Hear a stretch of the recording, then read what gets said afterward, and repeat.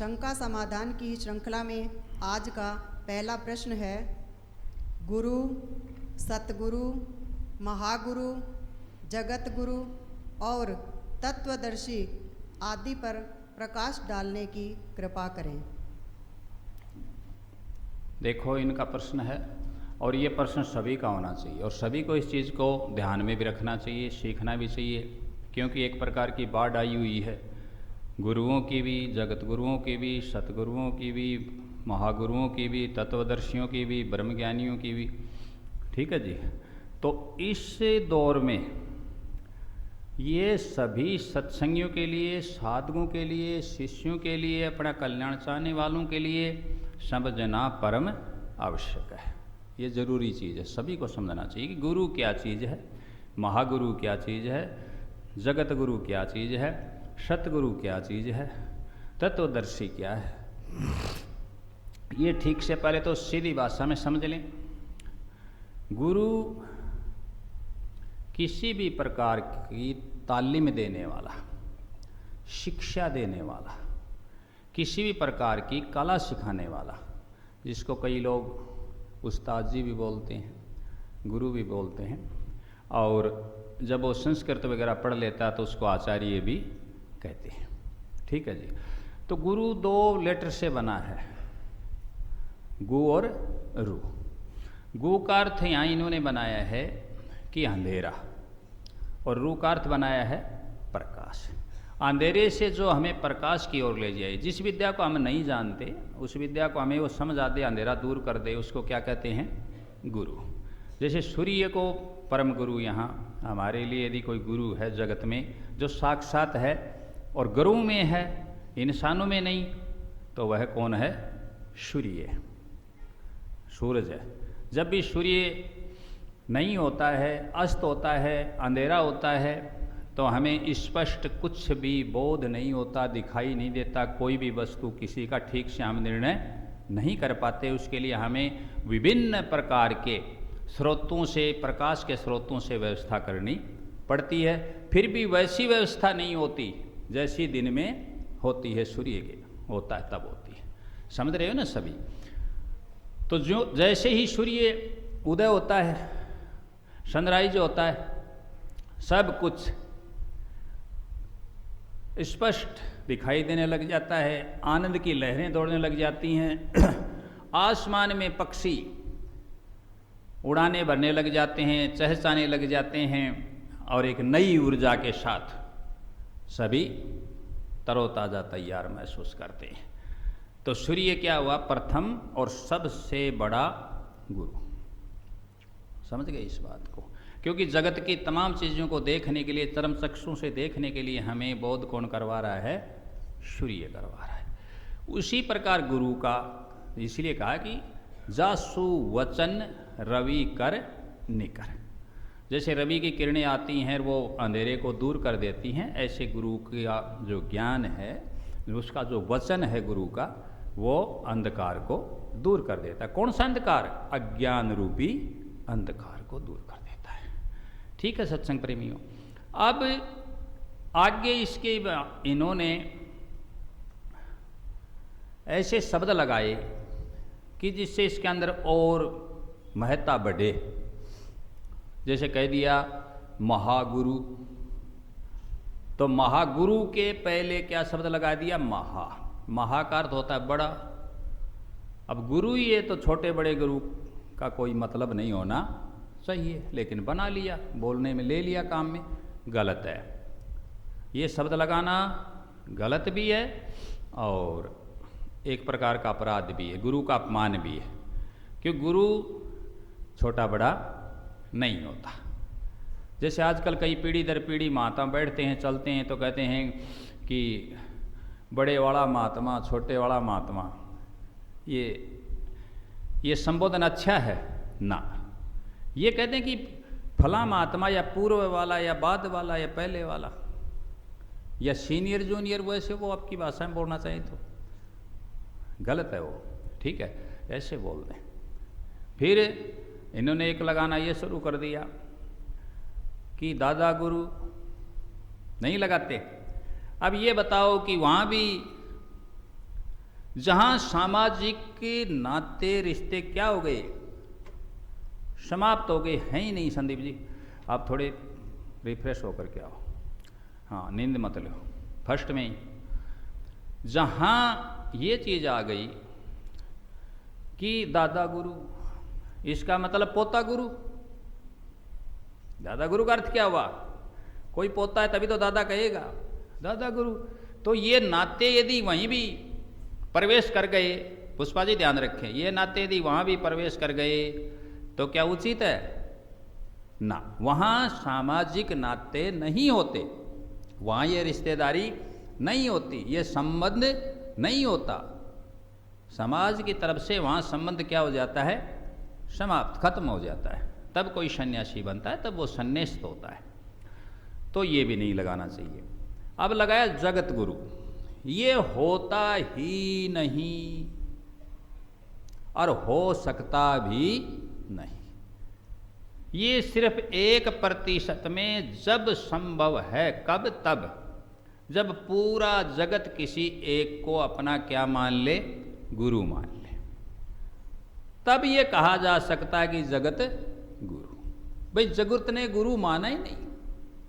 जगत में ऐसे लोग हैं कि जिनको इस शब्द का ही ज्ञान नहीं। तरह तरह की कबीले हैं, समाज हैं, सभ्यताएं हैं, विभिन्न प्रकार के लोग हैं जो जानते नहीं गुरु शब्द क्या होता है। और एक आदमी कह रहा मैं क्या हूं, जगत गुरु। कितनी झूठ, कितनी विडंबना, कितना बड़ा अपराधी है वो व्यक्ति ना, कोई नहीं हो सकता। भगवान कृष्ण के भी लगा देते हैं कृष्ण वंदे जगत गुरु, गलत है ना, शास्त्र कह रहा है, लेकिन मैं कह रहा हूं गलत है। भगवान कृष्ण की बात को दुर्योधन ने नहीं माना, कौरव पक्ष ने ही नहीं माना, कर्ण ने ही नहीं माना, उसके परिवार ने लास्ट में खत्म होगा परिवार, उन्होंने नहीं माना। क्या जगत गुरु हुए जी? कैसे हो सकते हैं? लगाने के लिए लगा लो, कहने के लिए कह लो, सब स्वतंत्र है, किसी को कोई मना करने वाला नहीं है। लेकिन मैं सच्चाई पर बोल रहा हूं कि आप निर्णय करो, आप विचार करो। ये विचारणीय बिंदु हैं कि जब जगत ने गुरु माना ही नहीं, जगत का मतलब संसार, तो एक व्यक्ति संसार का गुरु कैसे हो सकता है? कोई नहीं। हिंदू हैं, मुसलमान हैं, सिख हैं, ईसाई हैं, पारसी हैं, बौद्ध हैं, जैन हैं, और कितने धर्म हैं, कितने धर्मावलंबी हैं, विभिन्न मत हैं, मतांतर हैं, यहाँ की यहाँ भगवान को खारिज करने वाले लोग हैं। तो फिर जगत गुरु कौन हो सकता है? कोई नहीं। मैंने क्या कहा, न हुआ न होगा, ये फिक्स कर लो। अब एक शब्द को काम में लिया जा रहा है, उसका नाम है सतगुरु। यहां जरा सा हम गौर करेंगे। सतगुरु का अर्थ है पुण्य आत्माओं, जो सच्चा गुरु है, जो सत्य की शिक्षा देता है, हमें भरमाता नहीं, भटकाता नहीं, किसी लोभ से, किसी लालच से, किसी भय से हमें ज्ञान नहीं दे रहा।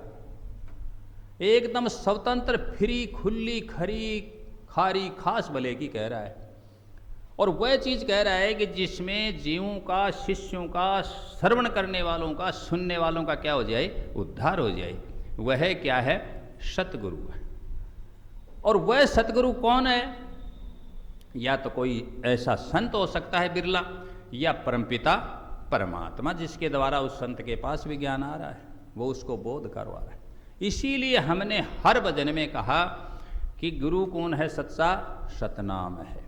उसको परमेश्वर कहो, परमात्मा कहो, कोई चाहे सच्चा सतगुरु को, सतगुरु एक ही।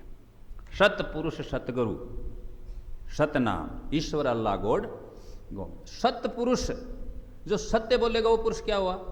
सतपुरुष। झूठ बोलेगा वो झूठ पुरुष, सत बोलेगा तो सतपुरुष। ऐसे सच्चा गुरु है, बिना लाग लपेट है, निस्वार्थ है, निःशुल्क है, और सच्चा ज्ञान दे रहा है कि जिससे हम भवसागर से पार जाएं, परम शांति को पाएं। वह क्या है? सतगुरु है। अब शिष्यों ने अपने, सभी ने अपने गुरुओं के सतगुरु लगा लिया, तो वही बात मना कौन करता है? वो महिमा कर रहे हैं, वो चढ़ा रहे हैं, वो लगा रहे हैं, लगा सकते हैं, लगा रखा है, कोई दिक्कत नहीं, कोई किसी को परेशानी होनी भी नहीं चाहिए। उनको भी विवेक लगाना चाहिए कि ये सच्चा है या झूठा। उनको, किन को? सतगुरु की गलती नहीं है। जिसके लगा दिया टाइटल, जिसको ये उपाधि दे दी उसकी गलती नहीं है, ये गलती उनकी है जो शिष्य हैं। यदि वो सच्चा नहीं है, वो ठीक नहीं है, तो फिर सतगुरु मत लगाओ। लेकिन यहां तो जगत में आपको पता ही है, अनपढ़ पत्नी है, पति है अध्यापक मास्टर, तो कहेंगे मास्टर नहीं। ये तो जगत का व्यवहार है। बोलो सत्य कह रहा हूं, क्या सत्य? डॉक्टर है, पत्नी है, उसको हाउसवाइफ है, मतलब गृहिणी है, सदगृहिणी है, घर का काम करती, बच्चों को संभालती, खाना बनाती, घर का सारा का संभाल रही। वो कभी कहीं पढ़ने के लिए गई ही नहीं। वो जैसे कहते हैं ना, खक ही नहीं जानती, और उसको क्या कहते हैं, डॉक्टर नहीं। गजब। बोले संसार की भाषा है ये तो, क्या करे इस संसार को, ये बोलता उल्टी वाणी, ये अपना भजन है। और कबीर साहब ने भी दुखी होकर के इसके ऊपर एक साखी कही है, रंगी को नारंगी कहे, पके दूध को खोया, चलती को गाड़ी कहे, देख कबीरा रोया।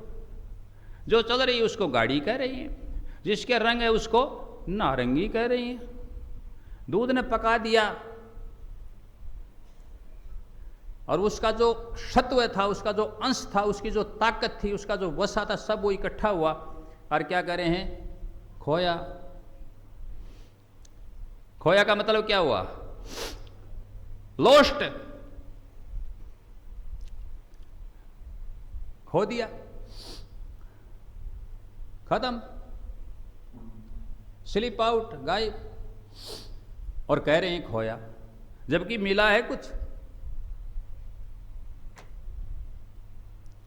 जितना भी दूध में जो ताकत थी, जो सत्व था, जो पावर था, वो सारा पका पका कर इकट्ठा किया, तब वो मावा कहो, उसको खोया कहो। खोवा नहीं होता क्या, खोया। तो कबीर साहब ने कहा रंगी को नारंगी कहें, पके दूध को खोया, चलती को गाड़ी का। अब गाड़ियां तो दौड़ रही ना, चलती का नाम ही क्या है, गाड़ी। और फिर भी क्या कर रहे हैं, गाड़ी। गाड़ी का मतलब खूबी, एक जगह गाड़ दी गई, रोप दी गई, स्टे कर दी गई, ठहरा दी गई। तो देखो कहाँ गौर किया महापुरुषों ने, और कहाँ इसका उदाहरण पेश किया, और कहाँ समझाया कि संसार कैसे बोलता है कि चल रंगी को नारंगी कहे, पके दूध को खोया, चलती को गाड़ी कहे, देख कबीरा रोया। ये हालत है। इस प्रकार की ये बातें हैं। अब इसमें एक शब्द इन्होंने और लिया है कि तत्वदर्शी। तत्व का अर्थ क्या होता है, जो आगे नहीं, बस वो एक, वो मूल। यूं तत्व कितने बताते हैं, प्रकृति में तत्व हैं 5 तत्व, ये अग्नि वायु न भूमि जल क्षिति पावक जल गगन समीरा पंच रचिताति अधम शरीरा। ये 5 तत्व ना, ये तत्व नहीं है। ये तत्व संत महापुरुष संत मत में कहते हैं। सही है कि शरीर की रचना इनके सूक्ष्म अंश हैं, उससे सृष्टि की रचना हुई है, किसके कितने अंश है, किसके कितने अंश है, लेकिन ये तत्व नहीं है। तत्व ये चीज नहीं होती है, समझ गए बात। तत्व एक ही है संसार में मूल रूप से। विज्ञान अपना तत्व बताता है, कहीं 14 की खोज की थी, अब ज्यादा की कर ली होगी। तत्व कहता आगे कुछ हो ही नहीं सकता, उसका तो कोई टुकड़ा वकड़ा कुछ हो ही नहीं सकता, कि वो चलेगा नहीं, मूल एक ही रहेगा। पानी को परिवर्तित कर रहे हैं, हर चीज को परिवर्तित कर रहे हैं, हर चीज की फॉर्म बदल रहे हैं, नहीं बदल रहे क्या? वो अव्यय है, वो दिव्य है, निपात है। तत्व तो वो चीज है जो मूल रूप से एक ही है, जिसके विभिन्न हो ही नहीं सकते। तो मूल क्या हुआ? परमपिता परम अदर्शी तत्व के रूप से उसको जान लिया, दर्श लिया, देख लिया, उसको क्या कहना चाहिए, या क्या कहते हैं? तत्वदर्शी। अब ऐसा तो कोई बिरला सा, ऐसा तो मेरे ख्याल से कोई 1-2 कहीं बिरला होगा जिसने उस परमात्मा का दर्शन किया, दीदार किया। कहते सारे हैं, कहने सुने की बातें हो रहे हैं, उसको देख लिया। हम धरे इस विधि ध्यान सतगुरु दर्शेगा, ऐसे जिसने देख लिया, चाहे वो सत्संग के माध्यम से देखो, चाहे प्रेमा भक्ति के माध्यम से देखो, चाहे ध्यान की विधि बताई वैसे देखो, लेकिन जिसने देख लिया, रो दीदार करे।